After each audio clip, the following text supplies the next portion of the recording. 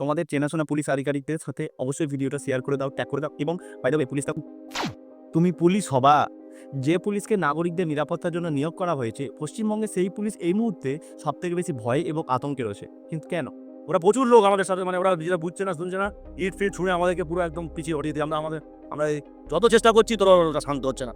শেষ কয়েক বছরে পশ্চিমবঙ্গ পুলিশ দাঙ্গা সামলানো হোক, গোষ্ঠীদ্বন্দ্ব সামলানো হোক, আন্দোলন সামলানো হোক, সব ক্ষেত্রে হিমশিম খাচ্ছে এবং আক্রান্ত হচ্ছে। এর মূল কারণ পুলিশের সংখ্যা।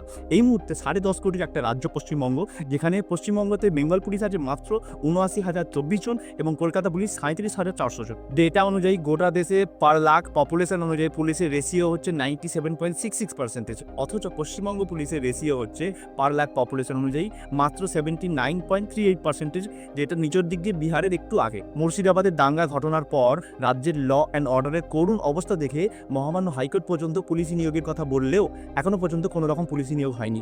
রাজ্যের পুলিশদের এতটাই করুণ অবস্থা যে কাজ করলে নেতারা গালাগালি দিচ্ছে, কাজ না করলে পাবলিক তো গালাগালি দিচ্ছে। এক্ষেত্রে তোমাদের কি মতামত কমেন্টে অবশ্যই জানিও, এবং এরকম ইনফরমেটিভ ভিডিও দেখতে হলে অবশ্যই আমাকে ফলো করো। বাই দ্য ওয়ে পুলিশ কাকু অ্যারেস্ট করবেন না প্লিজ।